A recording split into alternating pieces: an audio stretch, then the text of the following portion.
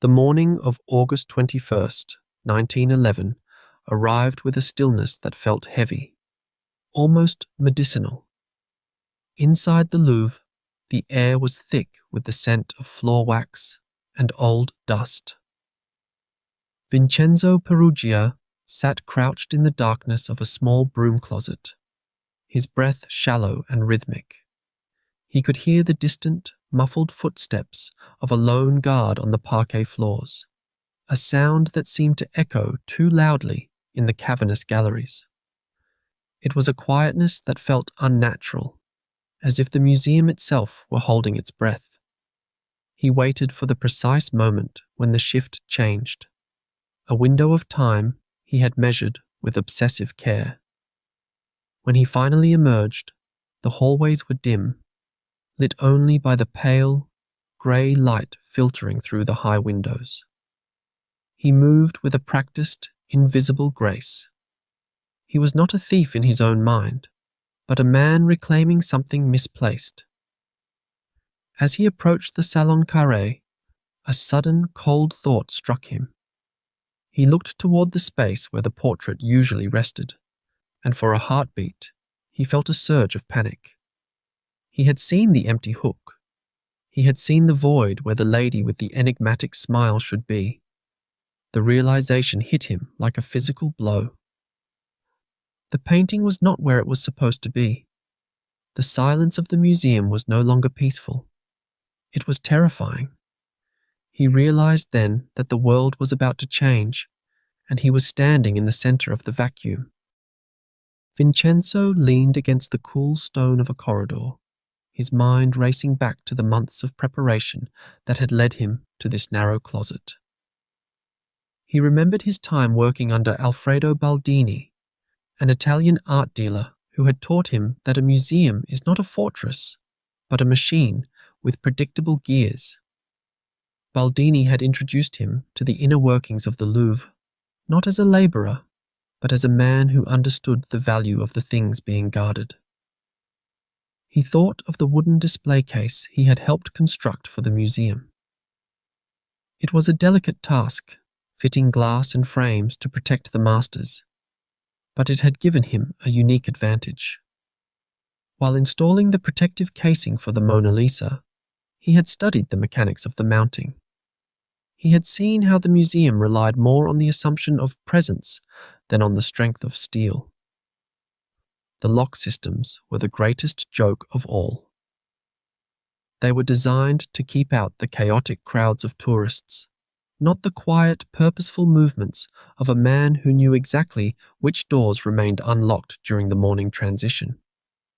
He remembered the specific click of a latch that didn't quite catch, a sound he had noted while working late on the installation. He had realized that the security was a thin veil, a polite suggestion of safety that could be peeled away by anyone who knew where to press. The light in the Salon Carré was growing stronger, casting long, sharp shadows across the floor. Vincenzo reached into his bag and pulled out the white worker's smock. It was a simple, coarse garment, stained slightly at the hem, but it was his most important tool. In the eyes of a guard, a man in a suit is a visitor to be watched, but a man in a white smock is merely part of the architecture. He is a ghost of labor, someone to be looked past. He slipped the smock over his head, smoothing the fabric over his chest. He felt a strange sense of calm as he stepped out into the gallery. He walked with a purposeful, heavy gait, the stride of a man with a task to complete. He passed a guard near the entrance, and the man barely glanced up from his ledger. To the guard, Vincenzo was just another technician tending to the building. He reached the painting. His hands, steady despite the adrenaline, reached for the edges of the frame. He worked with a surgical precision, feeling for the points where the wood met the panel. He could hear the soft, rhythmic scraping of the tools as he began the delicate process of removing the masterpiece from its heavy housing. Every movement was calculated to be as quiet as a heartbeat. a silent extraction in the middle of a waking museum. The weight of the wood against his ribs felt like a heavy, living thing. Vincenzo stepped out of the Louvre and into the blinding light of a Parisian afternoon. The city was a roar of iron wheels on cobblestones and the shouting of street vendors. Every sudden movement from a passerby made his heart hammer against the stolen panel. He pulled a heavy overcoat tightly over his white smock, tucking the edges down to ensure nothing could bulge or catch the light. He became a man in a hurry, a man with a destination, walking with a stiff, unnatural gait to mask the rectangular shape pressed against his side. He navigated the winding streets toward the Gare du Nord, his eyes constantly scanning the faces of the gendarmerie. He passed a newsstand where a man was shouting about a strike, but Vincenzo only heard the sound of his own breathing. The air in the station was thick with the smell of coal smoke and wet wool. He moved through the throng of travellers, feeling like a thief in a sea of honest faces. Every time a conductor blew a whistle, he flinched. He found his carriage, a cramped space smelling of stale tobacco, and climbed aboard. As the train lurched forward, pulling away from the platform, the rhythm of the tracks began to soothe his nerves. The city of Paris began to blur through the glass, receding into a smudge of grey and gold. He sat back, the stolen masterpiece tucked securely under his coat, and watched the French countryside roll by. He was no longer a worker in a museum. He was a man on a journey back to Italy, carrying a piece of history in his arms.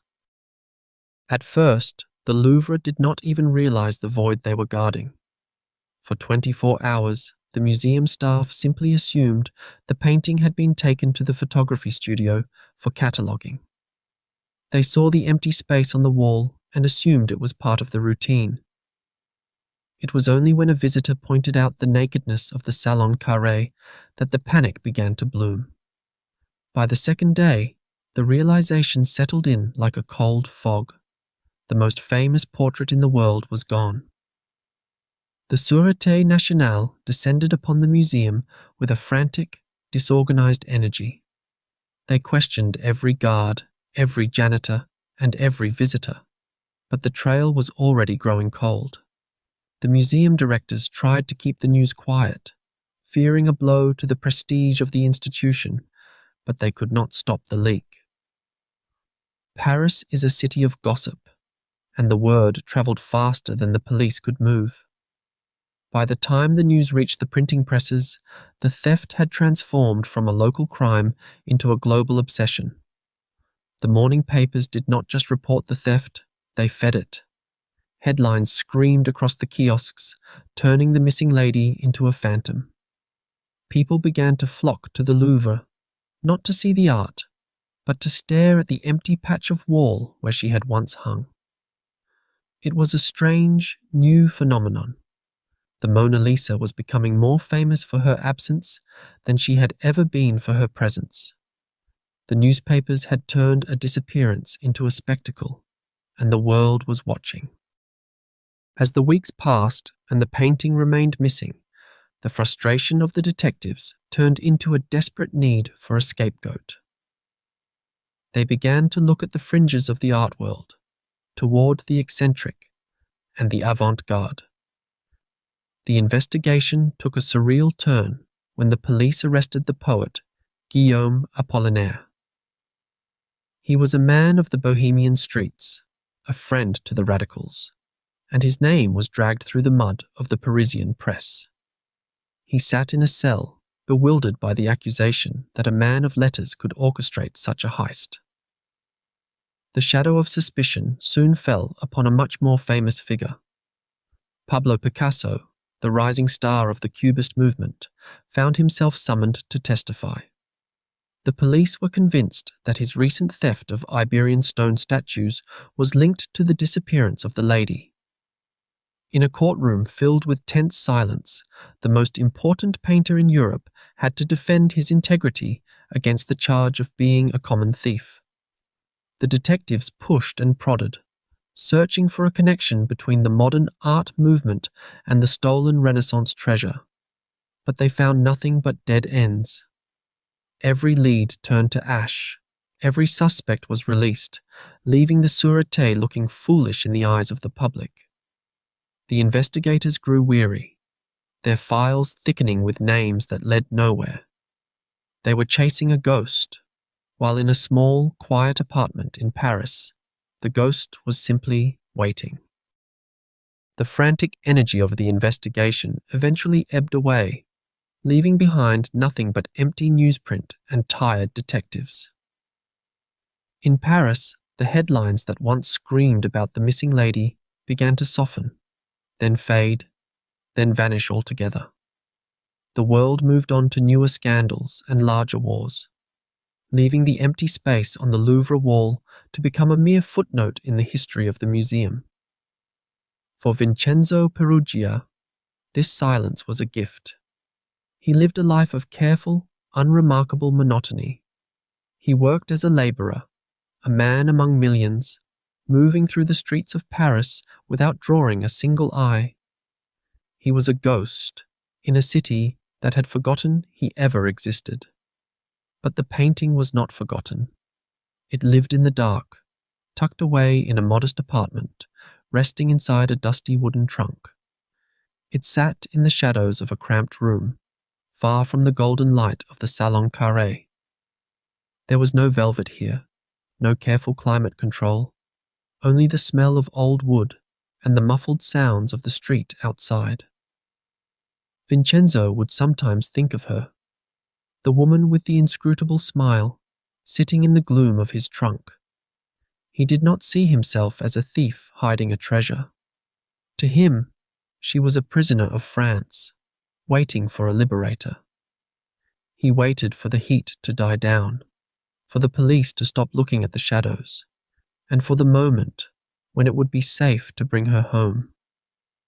He lived in the quiet, counting the days in the stillness of a stolen life. By the late autumn of 1913, the air in Italy felt different to Vincenzo.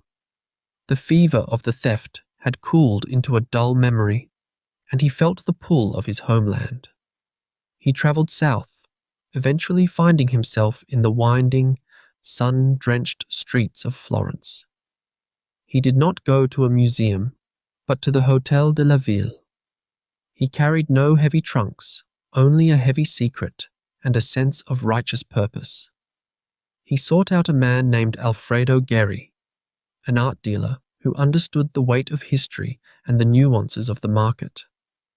When Vincenzo sat across from Geri, he did not speak like a criminal. He spoke like a patriot. He told the dealer that he had a work of immense importance, a piece that belonged to the soul of Italy, stolen by the French and waiting to be reclaimed.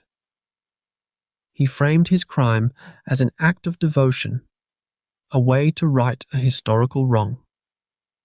Geri listened with a practiced, neutral expression, but his mind was racing. He saw the flicker of something intense in the Italian laborer's eyes. He did not call the police immediately. Instead, he played the part of the curious businessman. He arranged a meeting, a way to see this supposed treasure in secret. He needed to know if this man was a madman or a man holding the greatest prize in the world. Under the watchful eye of suspicion, the trap began to set, not for a thief, but for a miracle. The secret could not hold. The moment the painting was revealed, the quiet streets of Florence exploded into a frenzy. The Florentine press caught wind of the discovery, and suddenly, the headlines were louder than they had ever been in Paris. The man who had been a ghost for 2 years was suddenly the center of the world. The police moved quickly, descending on Vincenzo's location to secure the lady and the man who had carried her across borders. The theft was no longer a mystery, but a spectacle. When the trial began, the courtroom was a sea of conflicting emotions. The prosecution painted Vincenzo as a common thief, a man driven by greed and a disregard for the law. They spoke of the chaos he had caused and the sanctity of the museum he had violated. But Vincenzo did not flinch. He stood before the judges and defended his actions with a startling, calm conviction. He told them he was not a thief, but a patriot who had merely returned a stolen child to its mother. He spoke of the honor of Italy. The public was torn. In the cafes and the squares, people debated his guilt. To some, he was a criminal who had embarrassed the nation. To others, he was a folk hero who had dared to defy the giants of Europe. The trial was not just about a painting, but about the identity of a nation. And the woman in the frame watched it all through the lens of a legend. The return of the panel to the Louvre in 1914 was not a quiet affair. It was a homecoming staged for a celebrity. When the painting was finally reinstalled in the Salon Carré, the museum did not simply hang it back on its original spot and move on. The world had changed during those 2 years of absence. The people who flocked to see her were no longer just art students or wealthy travelers. They were pilgrims. They came to see the survivor of a global scandal. The heist had fundamentally altered the way the public viewed the image. Before Peruggia, the Mona Lisa was a masterpiece of the High Renaissance, respected by scholars but largely ignored by the casual passerby. After the theft, she became a brand. The empty space on the wall had created a vacuum that the human imagination rushed to fill. People had stared at the blankness, and in that staring, they had projected a myth onto the wood panel. By the time she was safely behind her new protections, she was no longer just a portrait of a Florentine woman. She was the most famous face on the planet. The heist had provided the one thing art cannot manufacture on its own, which is a sense of urgency. The theft proved that she was worth stealing, and in the logic of the crowd, that made her priceless. She remains in the Louvre today, surrounded by much larger and more dramatic canvases. Yet she is the one they come for.